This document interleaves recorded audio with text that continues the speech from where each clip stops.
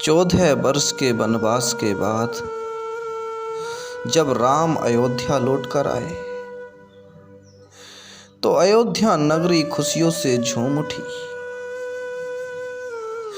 हर घर में उत्सव मनाए जाने लगे। अयोध्या की गलियों में उल्लास हो गए। लोगों ने अपने घरों को दीपों से सजाया। घरों में तरह तरह के पकवान बनाए गए। चारों तरफ खुशियां ही खुशियां हैं, क्योंकि राम आज लौट आए हैं। मुलाकात उनसे हुई है जिनकी तलाश अयोध्या वासियों को बहुत दिनों से थी। और वास्तव में उल्लास ही तब होते हैं, उत्सव ही तब मनाए जाते हैं जब राम लौट आते हैं। और जब तक राम नहीं लौटते तब तक सिंहासन सूने पड़े रहते हैं। मायूसियां होती हैं, इंतजार होता है उनके मिलने का, क्योंकि खोज तो इंसान की वही है कि वह उस सत्य रूपी राम को खोज ले। परंतु भ्रांति में फंसकर वह संसार रूपी स्वप्न में फंसकर, संसार की माया में फंसकर न जाने व्यर्थ में क्या क्या खोजता फिरता है। यह तो इंसान की भ्रांति ही है। असल में उसे खोज तो सत्य रूपी राम की ही थी। मनुष्य चाहता है कि वो खुश रहे, उल्लास पैदा हो, हंसियां हो, उत्सव मनाए जाएं। परंतु वह सब जो करता है उससे ना उत्सव मनाए जाते हैं, ना खुशियां मनाई जाती हैं। उसके लिए जो पैदा होता है वह दुख ही पैदा होता है, क्योंकि राम नहीं आते। रुपया आ जाता है, पैसा आ जाता है, सुकून नहीं आता। बिस्तर आ जाता है, नींद नहीं आती, क्योंकि असल में राम नहीं लौट आए थे। मुलाकात राम से नहीं हुई थी। होती तो उल्लास हो जाते,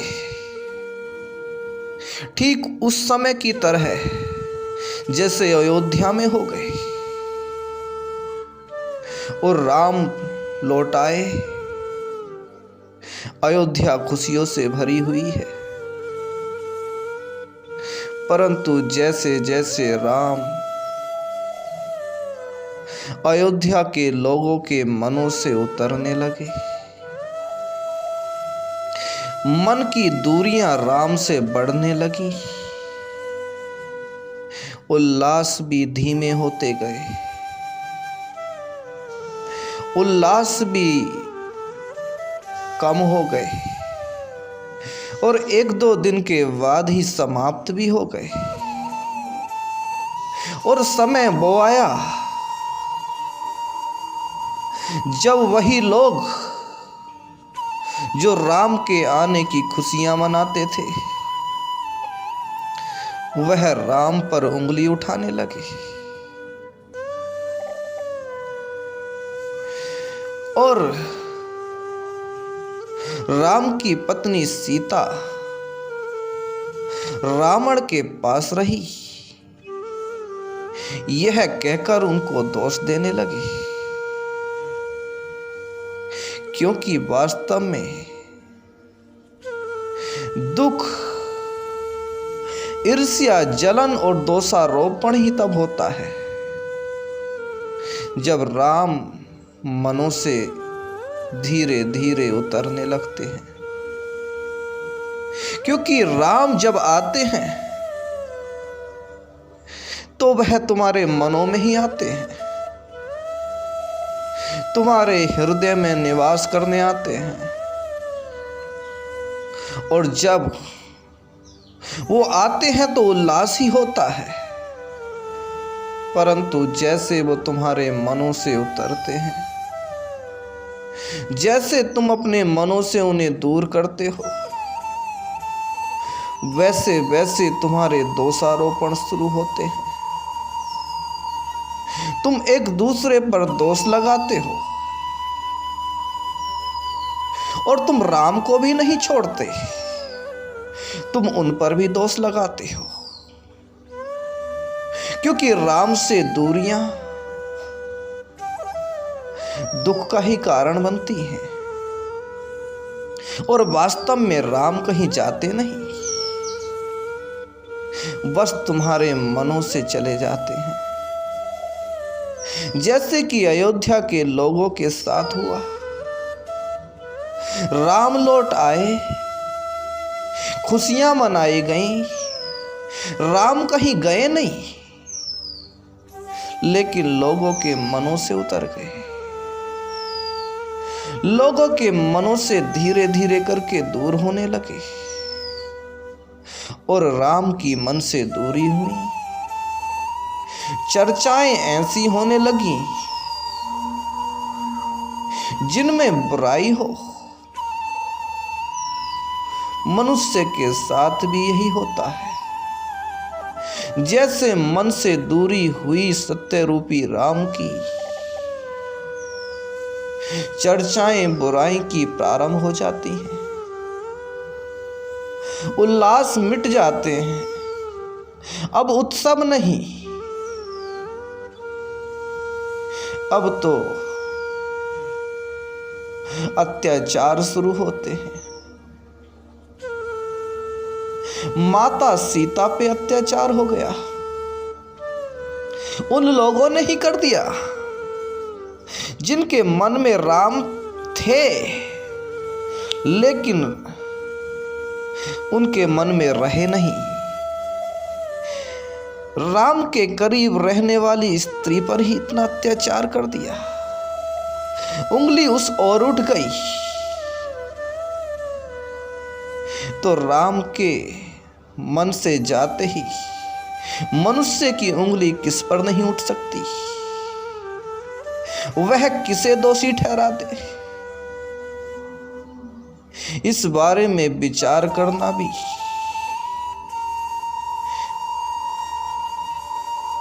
बड़ा गंभीर पूर्वक विषय होगा, क्योंकि न जाने किस पर वो दोष लगा दे। लेकिन उत्सव तो तभी होते हैं जब ज्योति अंदर चमकती है। राम के आने की ज्योति तुम्हारे अंदर चमक जाए,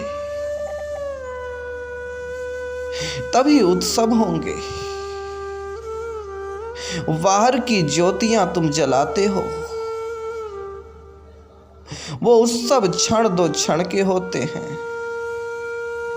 और ज्योतियां बुझती हैं, तुम्हारे उत्सव मिट जाते हैं। तिथियां निर्धारित होती हैं कि उस तिथि को, उस दिन को, उस दिनांक को, उस तारीख को उत्सव मनाया जाएगा और तारीख निकलते ही उत्सव मिट जाते हैं, क्योंकि बाहर की ज्योति तुम्हें ज्यादा देर तक खुश नहीं रख सकती, तुम्हें सच्चा आनंद नहीं दे सकती।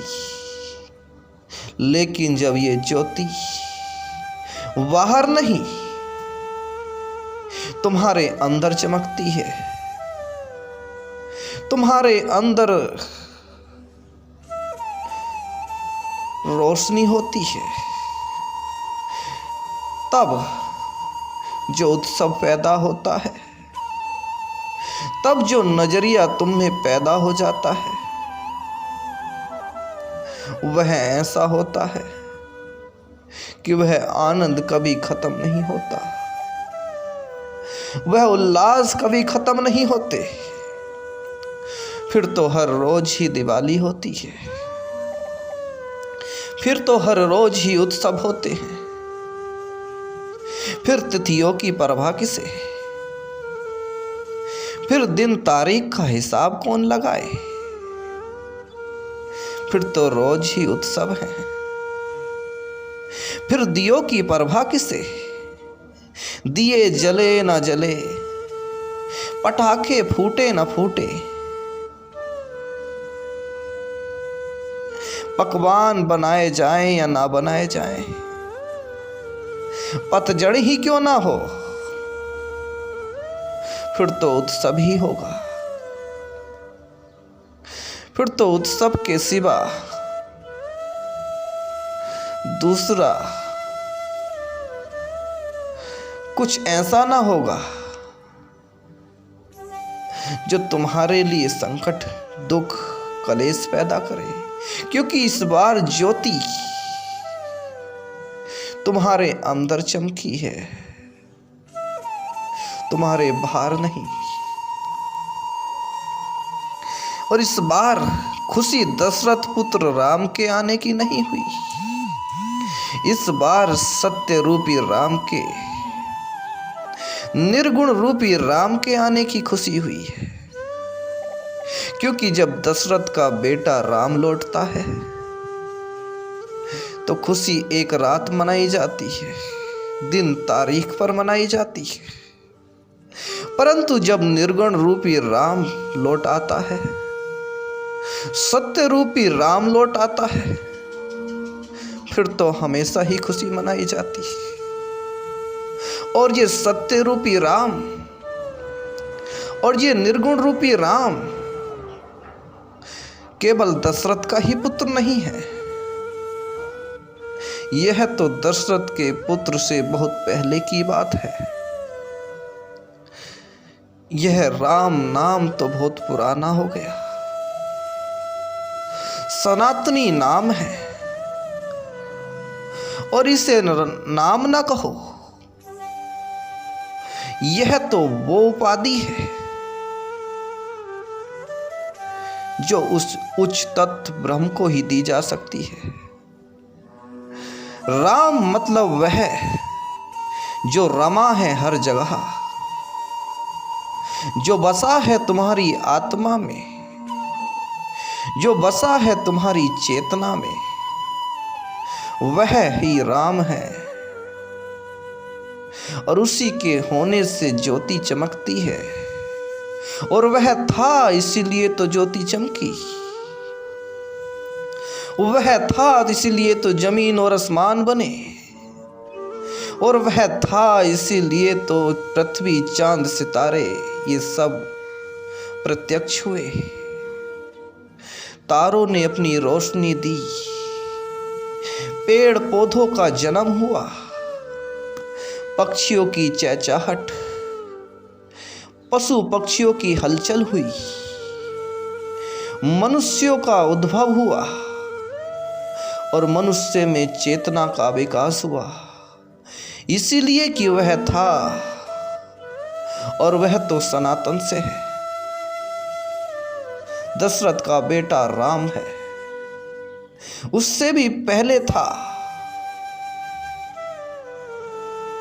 क्योंकि उसका गुणगान तो सदियों से होता हुआ आया था, लेकिन तरह तरह के लोगों ने कई कई रूपों में उसे पुकार लिया, कई कई रूपों में उसके दीवाने हो गए। रामायण के लेखक वाल्मीकि राम की कथा लिखने वाले बाद में बने, पहले उन्हें राम का पता हो गया। क्योंकि राम दशरथ के पुत्र के होने से पहले से ही विद्वान था। किसी जमाने में वह डाकू हुआ करते थे, बाल्य भील उनका नाम था। डाकू बाल्य भील इतना भयानक डाकू कि लोग नाम सुने तो नाम से ही कपकपी बन जाए,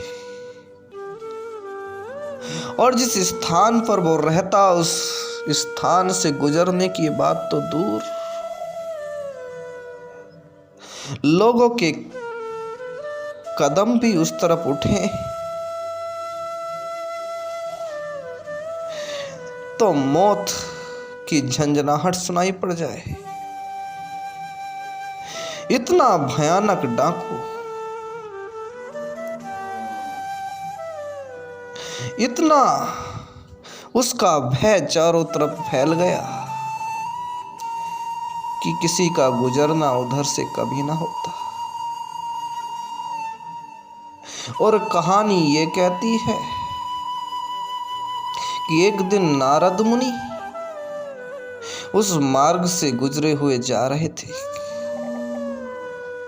और भूल गए थे कि डाकू रहता है, क्योंकि राम की मिलन की खुशी उनके अंदर ऐसी छा गई थी कि उत्सव और उल्लास, आनंद और कुछ बाकी ना बचा था। यही उनके जीवन में था। इतने मगन हो गए थे कि ध्यान भी ना रहा कि इस मार्ग पे कोई डाकू मिल जाएगा। लेकिन जैसे ही आगे बढ़े, बाल्य भील खड़ा हो गया और नारद से कहा, लाओ ये वीणा मुझे दे दो, लाओ ये संगीत के सामान मुझे दे दो, और जो कुछ भी है वह ही सब निकाल दो।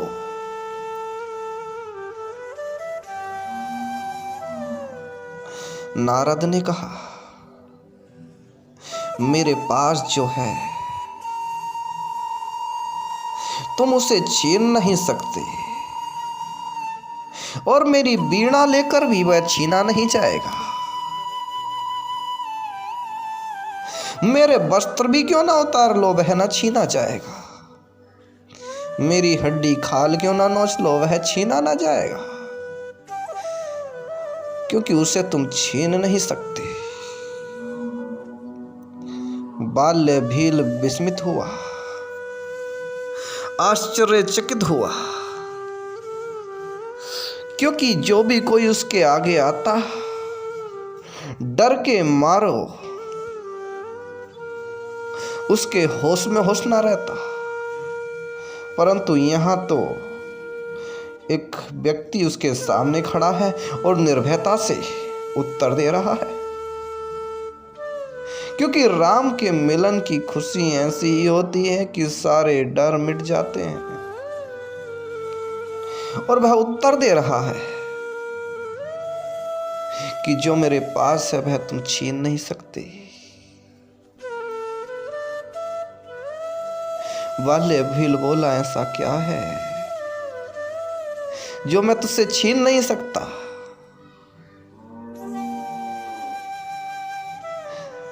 बाल्य भील बोला, तो फिर मैं क्या करूंगा कि मैं उसे प्राप्त कर लूं? कोई रास्ता है? नारद को इसी क्षण का तो इंतजार था कि बाल्य भील कहे कि हाँ रास्ता है, रास्ता पूछे और उसे रास्ता बता दिया जाए। नारद ने कहा, हाँ रास्ता है कि जो वीणा मेरे अंदर बजी है वह संगीत तुम्हारे अंदर भी फूटे तो ले लोगे वह जो मेरे पास है, फिर भी मेरा ना छीना जाएगा, तुम्हारे अंदर ही उत्पन्न हो जाएगा। बाल्य भील ने कहा कि मैं क्या करूं? बोले कि यही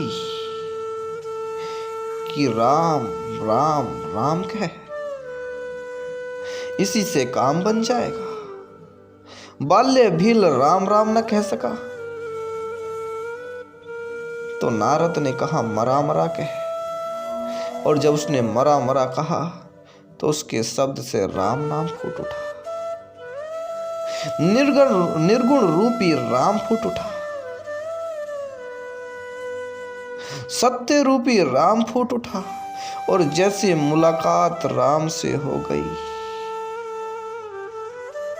राम उसके जीवन में लौट के जैसे ही आ गए,